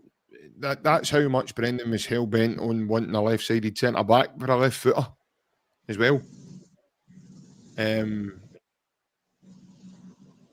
can't for the life of me see how Trusty... I know what Ryan's saying, and I get that because of the money you've paid for him, but for me, I think he's a big safety. I really do. I hate saying this about professionals, but if I was... You know, I remember my centre halves as Bobo Baldi, Johan Mialbi and Big Josh Fulharen. See if they had him in their team, they'd have wrung his neck by now. He just lacks physicality. At least Dane Murray's got that. You know? I understand me people's, thoughts on Dane Murray. He's not played a lot of games, he's no experience, but where do you get experience?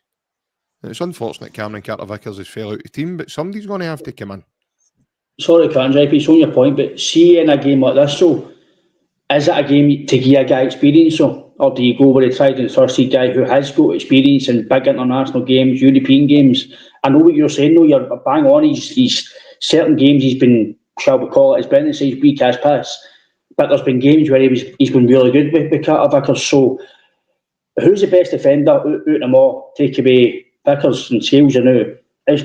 Overall, it's Trusty. It's got to be. If you're Trusty and you do not play, I get what you're saying, by the way, you're bang on. But if you're Austin Trusty, and again, this isn't your own Dane Murray, by the way, but in my opinion, Dane Murray's not done enough to play for Celtic in a game of this magnitude. In my opinion, it's going to be Trusty. I get what you're saying, and I get what Rob's saying. If I was a manager looking at this as well, I'd be wanting a guy to play football for me as well, the way we like to play. And Dane Murray's a better footballer for me than Austin Trusty is. For what I've seen, I'll disagree. To be honest with you, I think Trusty's the better defender. I think he's very. If Trusty doesn't play me, I'm not used. I think he's finished. And it's not against Dane Murray, and it's not against obviously Vincent Puss. He's not seen him play, but Dane Murray's not done enough to play with Celtic. He's not done enough to earn a place in the team. Sometimes he's in the squad. So I get what you're saying. Listen, it could be a curveball, but do you throw a guy in the magnitude of a game? The praise that Brendan's given him. I'm only trying to think the praise that Brendan's given him, and then you know, he's not gave Trusty that praise, mate. It's a weird one, though, JP. He gives him praise, but doesn't play him. He's saying he's brilliant, but he doesn't play him. He plays Scales and Vickers. Doesn't play him. So I don't know. No, I know what you're saying. No, I can understand that, but again, they two have been a mainstay of Rodgers' side now for some time, really. No, DM McDonald, Liam Scales is 10 times the player Austin Trusty will ever be, mate, in my opinion. I think Liam Scales is much better than both Dane Murray and Austin Trusty, from what I've seen of all three players, mate. Liam Scales is Celtic's best defender right now, this season on form. He got man of the match again last night. There's another European game he's had man of the match in. They're racking up. They are racking up. Cameron Carter-Vickers has never done man of the match in European football for us in any of the games he's managed to play. But half the time he's been missing. So Liam Scales is 10 times the player. In fact, here's a big shout for these lads, right? In my opinion, Austin Trusty makes Liam Scales look like Van Dijk. There's a big He's not that bad, JP. He's not that bad, JP. He's not that bad. I don't get it, mate. Austin Trusty. Well, You know who he reminds me of, Trusty? Do you know who he reminds me of? Oliver Tabley. Oh, that's disrespectful, mate. He's not that bad. He's not that bad, man. Come on, man. He's not that bad. I'm not saying the way I'm saying Oliver Tabley is because of the stature of him. Big lad, but soft as shit. I don't think he's no Van Dijk by any. He's not that bad though. He's not been that bad. He's no Van Dijk, but he's no better. I'm no buying into that at all. He's no better than Liam Scales. No chance. If he was better than Liam Scales, he'd be in the team. And the two of them are there. So I think he makes Scales look like Van Dijk, but he's not that bad, man. I'm not having that. I'm not having that. That's going to be clipped everywhere, man. None in the season will post it, but there we go. But my point is valid. If Austin Trusty was as good as people were making out, even in these comments here, then Austin Trusty would be in the Celtic team now. Yeah, I get what Rob was saying. Why is he not played? But he's praising Dane Murray, and Dane Murray's not playing. So he can't think much of Dane Murray if he's not playing. Even in cup games, he said he's not playing. He's probably played Tim more this term than he has Austin Trusty. But to be fair, Trusty got an injury. He's been out injured as well. So Aye, but no, Trusty was out for a good 2 months or so there. With a bad injury due to his plantar fascia. At pre-season, Trust, by the way, Trusty was really good at pre-season and he got bombed. For whatever reason, he got bombed. So, by the way, I'm not sitting saying here that Trusty's brilliant. I'm most there is a reason for that, though. Out of the defenders we've got left, in my opinion, Dane Murray, listen, see, to be fair, see, out of the two of them, Simpson Pusey's probably the best defender. But we've not seen him. So we as a fan base cannot say that.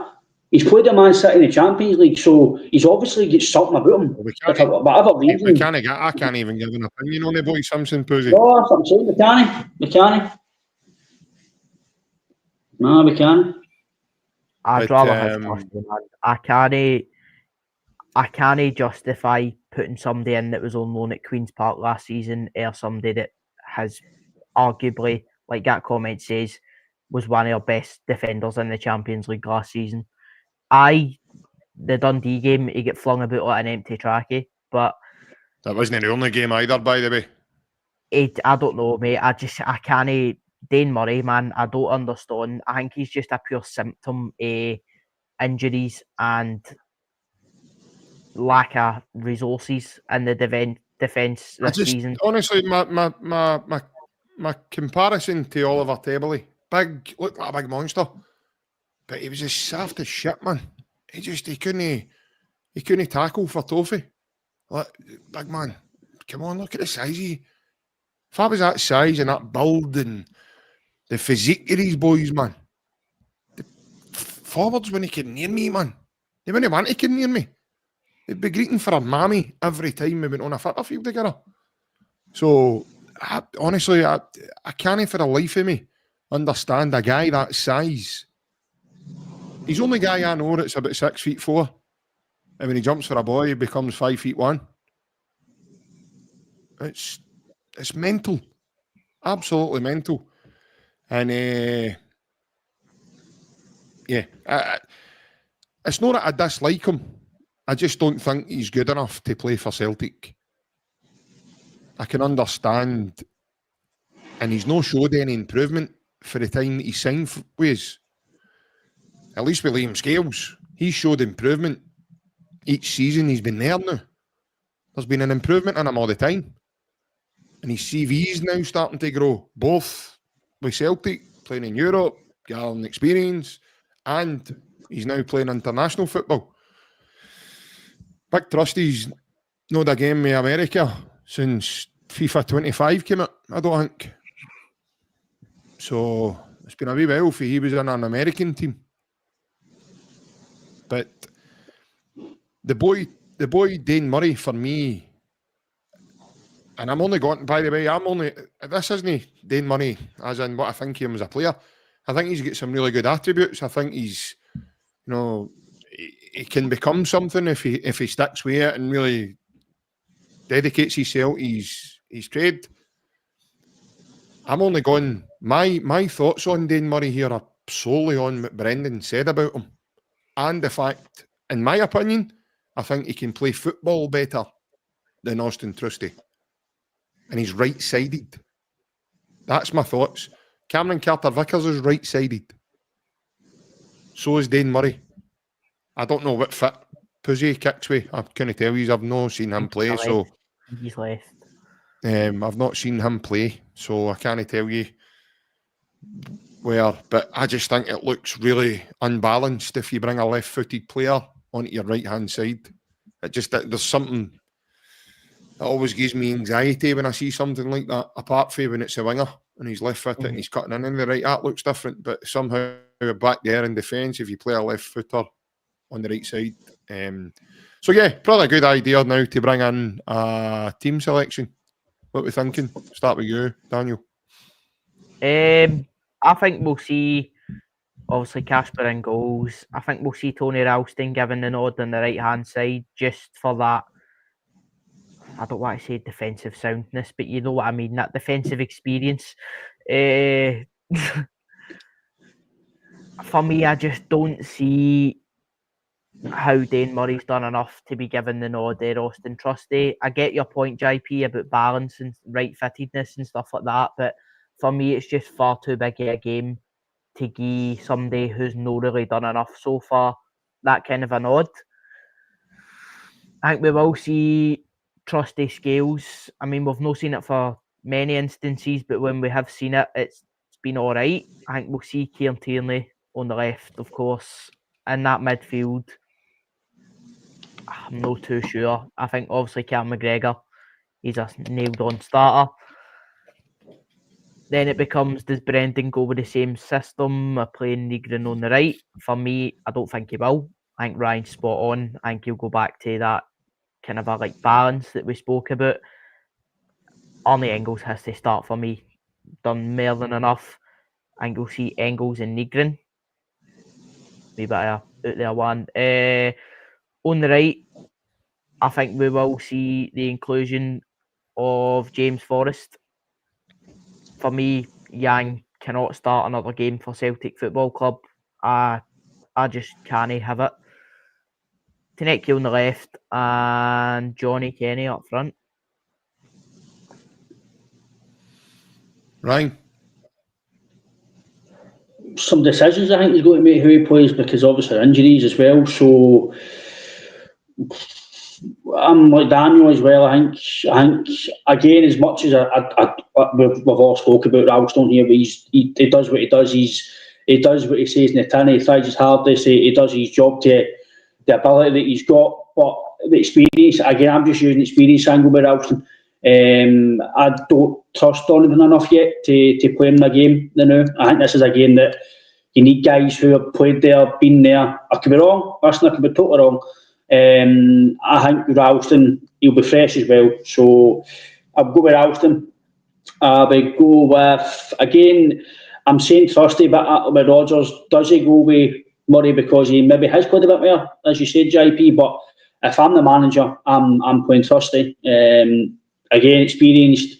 He played well with Scales. I'm sure it was at Atlanta, as Daniel says. So I'm just going with trusty. I think he's a better player. He should be fit now. He's been on the bench a few times. He's been fit. So I'm going with trusty with Vickers, and I think KT will play. I think KT will be playing there. The midfield, it's going to be maybe a wee bit of a tough ball, but I think he deserves to not play. I think I don't think he will do it, because I think obviously Brendan loves him, but I think Patata deserves a shot on the bench. I think the game is going to be a real physical battle in the midfield, and I don't think it's a game for him. I think he's no physical. I don't think he's the best at tracking back either. So I'm going to go with Engels, McGregor and Negrin, and I'm going to go with Daniel. I think he'll play James Forrest. Experience aspect, and Forrest does actually do well at Tynecastle when he plays there. Up front, it depends if Maeda's fit or no. I think if Maeda's fit, he plays. If he doesn't, it'll be Johnny Kenny, and it will be Tanecki. And we've got obviously Baltisha as well off the bench, and you might even see Yamada on the bench as well. Yeah. I think the team will be Casper. I think it's going to be Kobe Donovan. If I'm honest, I think Kobe will come in and keep his place in the team. And I do think it's going to be Dane Murray. I don't think he'll play Austin Trusty. And if he does play Austin Trusty, then I might have to watch a game behind the couch. We might take a wee trip down to Costco and maybe tomorrow and stock up on some bleach, because I think that'll be definitely needed. If the big fella, who is actually a wee fella, really does start the game for us. I don't see for the life of me how he can start. I really don't. That would be right in out the cold. So because of the right-footed side and everything else, I think Dane Murray starts there. And I think it'll be big the Irish Maldini, Liam Scales, left centre-back.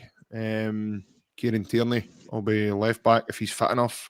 Hopefully that's not took it out of him. The shift he put in last night. Midfield, lads, I think is straightforward.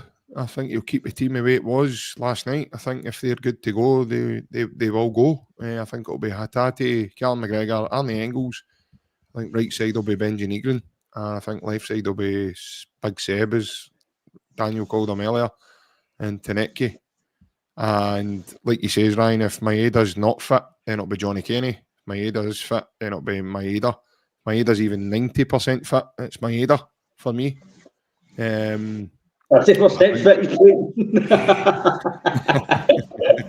But if he's 45%, he's playing. He's in. Get his wee man Spider-Man suit on and he's playing. Yeah, get him wrapped up in his Flash costume, and he'll be all right, I think.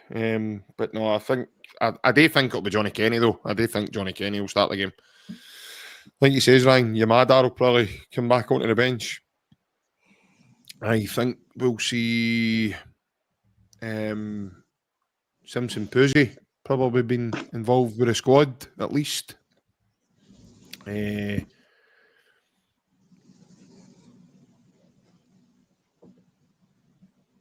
No, listen, that's a good point as well, and I totally get it, but I don't think it will be. I think it'll be Kobe Donovan. I think he'll keep his place in the team, and yeah.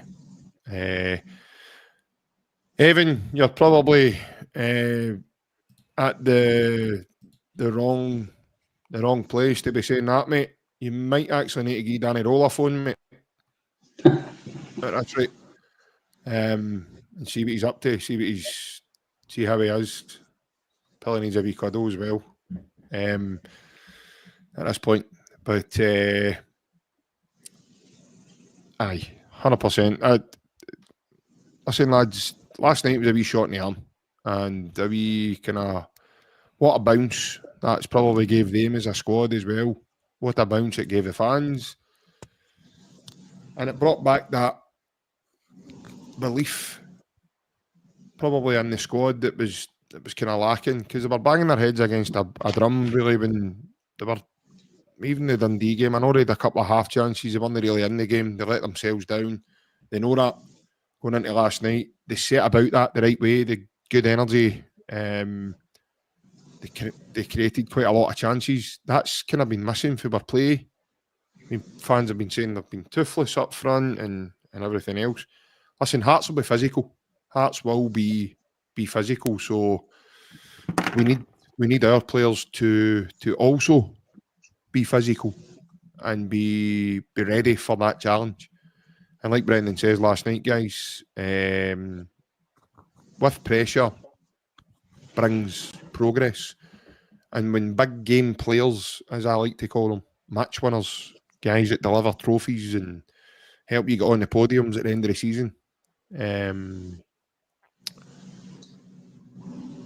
that helps them come through sticky periods, as what we're witnessing just now, and have been witnessing from probably the summer, to really kickstart us and really get us going. Because for me, and I've said it millions of times now, there's so many good players in my team. There's enough talent there for us to be doing much better than what we've been able to do up to now. So hopefully now that can give us a wee injection, and we see a different Celtic moving forward.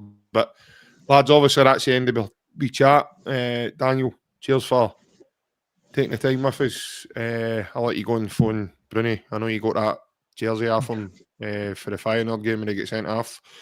You better go and give him it back. He's probably raging that you've nicked out of his bag, mate. Ryan, better let you get organised, wee man. It's getting to that time, man. Friday night's always your busy then. Start of the weekend, mate. So, but cheers, Daniel, for coming on for a wee chat, mate. No, not a problem at all. It's always good to be on. Good to have contrasting views. All the best to everybody in the comments. I hope you enjoy your Friday night. And Ryan, I'll be there in the comments, mate, ready for a good show. So you better have it all set up. No, all the best to you as well, JP. I hope your weekend's good to you, mate. Let's hope the Celtic can go and prove everybody wrong on Sunday. Yeah, 100%. It's what he's got on under that hoodie, Daniel, that I want to find out what's going on there. What's happening. One of these string vests, mate, with gems. Big Onslow for keeping up appearances. It's one of the what do the women wear these days? It's one of the course it what do you call it? The braless suits going for the half 10 show, lads. Do you know what I mean? So. Hold on. Wait a minute. That's for going to the gym, is it no? I don't need that now, mate. I'm a tank now, you know what I mean? Or shall I call? People might call me a wank, but we'll do whatever it comes. I was actually going to say that. You spelt that wrong there, mate. I could do the half 10, but I'll keep that for half 10. As the lad said, folks, everybody that's in the comments, I want to thank you daily for coming on the Friday night with us and giving us your thoughts regarding last night and looking ahead to Sunday's game at Tynecastle. It's been a pleasure being on chatting with you all. And if you're going to Tynecastle, if you are one of the lucky 650 that's managed to grab a ticket, please stay safe. I hope you have a good day. And to everybody else, as Daniel says, I hope you have a lovely the rest of your Friday evening, what's left of it, and then obviously a lovely weekend afterwards. But for the time being, folks, that's all from the Celtic Unrestricted View for this week. We will be back on Monday night with all the aftermath of Tynecastle. And if Austin Trusty plays, I might be putting in a week's annual leave. But for the time being, take care. We'll see you all again in the next one. Hey, well, folks. Bye-bye.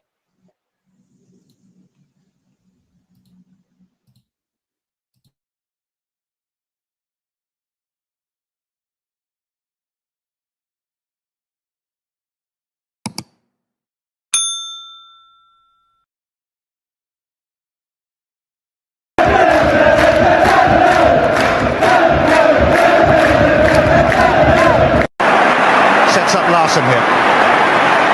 Larson. Oh, he's in! Henrik Larsson! That is sensational! O'Reilly. How about that for a pass? Jota! How about that for a finish? That is Jota for you! In for Henrik Larsson. And Moravcik! His first goal for Celtic! Here is Shunsuke Nakamura!